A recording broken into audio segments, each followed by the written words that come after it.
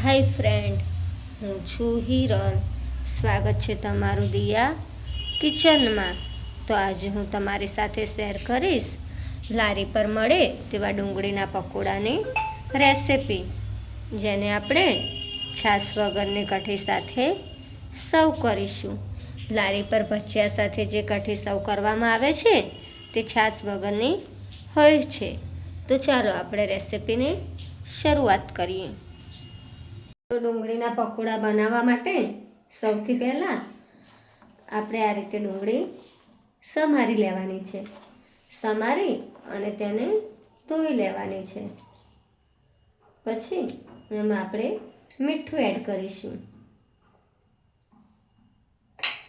મીઠું એડ કરી અને બરાબર હાથેથી આ રીતે મિક્સ કરી લેવાનું છે, જેથી ડુંગળી છે તેના દરેક ભાગ છે તે અલગ થઈ જાય. તો આ રીતે ડુંગળીને આપણે છૂટી કરી અને 5 થી 10 મિનિટનો રેસ્ટ આપીશું, જેથી મીઠું છે એનું બધું પાણી છૂટું પડી જાય. તો ડુંગળીને રેસ્ટ આપીએ ત્યાં સુધી આપણે અહીંયા કઢી બનાવવાની તૈયારી કરી લઈએ. તો અહીંયા 1 કપથી થોડું ઓછું છે જે મેં બેસન લીધું છે. જે ભજીયાના લોટનું પેકેટ આવે છે કે જેમાં બધા મસાલા તૈયાર હોય છે, એ મેં ચણાનો લોટ લીધો છે. હવે તે જ વાટકીના માપ પ્રમાણે અહીંયા આપણે 2 વાટકી પાણી એડ કરીશું. એમાં થોડી આપણે હળદર પાવડર એડ કરીશું. સ્વાદ અનુસાર આપણે મીઠું એડ કરીશું અને વિસ્કરની મદદથી બરાબર મિક્સ કરી લેશું, જેથી આમાં કોઈ લમ્સ ન રહી જાય. ભજીયામાં, ફાફડામાં, ફરસાણની કોઈ પણ આઈટમમાં આ રીતે જ કઢી બનાવવામાં આવે છે. હવે આમાં આપણે ચપટી છે તે લીંબુના ફૂલ એડ કરીશું. જો તમારી પાસે લીંબુના ફૂલ ન હોય તો તમે લીંબુ પણ લઈ શકો છો અને બરાબર મિક્સ કરી લેશું. તો વઘારિયામાં આપણે 2 ડોકલી તેલ રાખી દીધું છે અને ગેસ ચાલુ કરી દઈશું. તેલ થોડું ગરમ થાય એટલે એમાં રાઈ એડ કરીશું.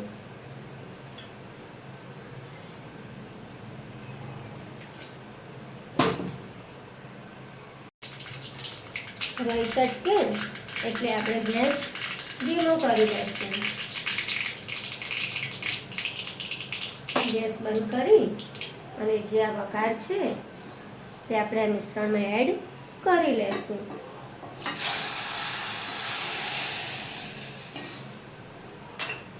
એડ કરી અને બરાબર મિક્સ કરી લેશું.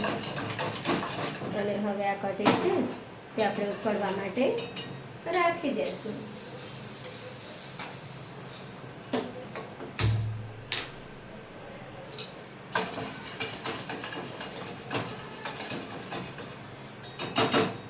તો હવે આને આપણે જ્યાં સુધી એક ઉકળો આવે ત્યાં સુધી ઉકાળવાની છે.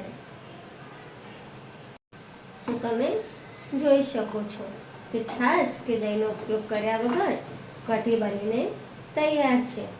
ફરસાણની દુકાને હોય તેવી જ ઘટ બનીને તૈયાર થઈ છે. તો હવે આપણે ગેસ બંધ કરી દઈશું. તો કઢી છે તે આપણી તૈયાર છે. તો પકોડા તળવા માટે આપણે તેલ ગરમ રાખી દીધું છે. તો હવે આપણે 10 મિનિટ થઈ ગઈ છે. ડુંગળી છે એનું બધું પાણી છૂટું પડી ગયું છે. તો હવે આપણે એકદમ નાના નાના પીસ મરચાંના કરી લેશું. જો તમારે લીલા મરચાં ન એડ કરવા હોય તો તમે સ્કીપ કરી શકો છો. મરચાં છે તે મેં ધોઈ લીધા છે.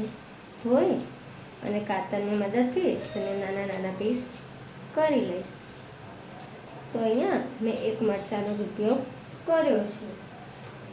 તો હવે એમાં આપણે થોડો હળદર પાવડર એડ કરીશું, થોડું લાલ મરચું એડ કરીશું. લાલ મરચું છે તે તમે તમારા ટેસ્ટ પ્રમાણે એડ કરી શકો છો. તો અહીંયા મેં કાશ્મીરી લાલ મરચું લીધું છે અને જે આ રીતે બેસન આવે છે તૈયાર એ જ મેં લીધું છે, તે થોડું એડ કરીશું.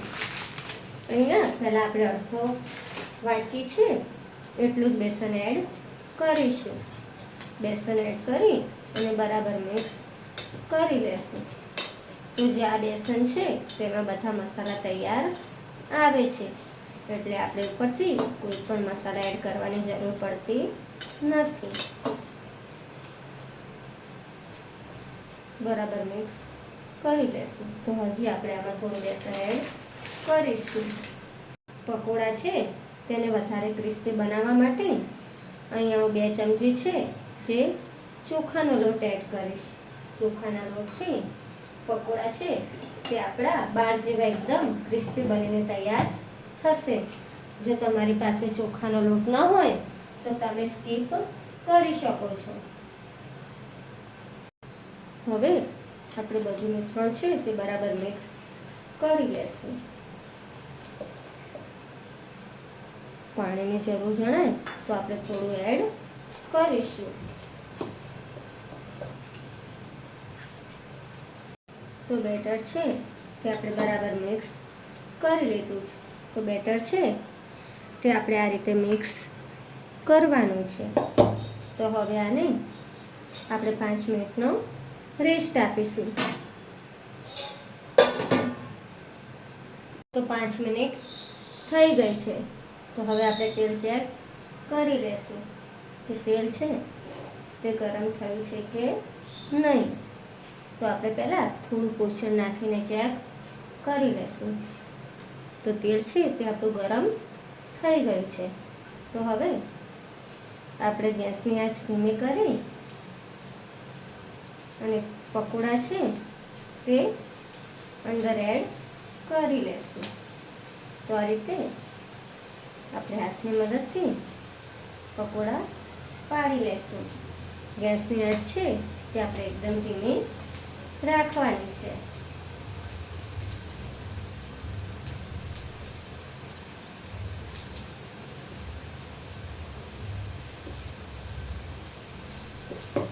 તો આ રીતે થોડા થાય પછી આપણે આ રીતે તેને પલટાવી લઈશું.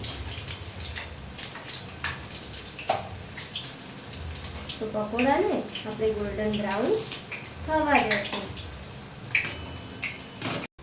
તો પકોડા છે તે આપણા બંને સાઈડથી તળાઈને તૈયાર છે. તો આપણે તે નીકાળી લઈશું.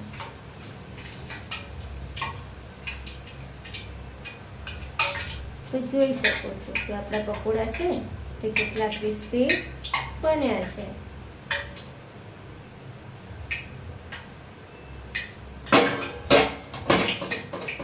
એક વાસણમાં નીકાળી લઈશું.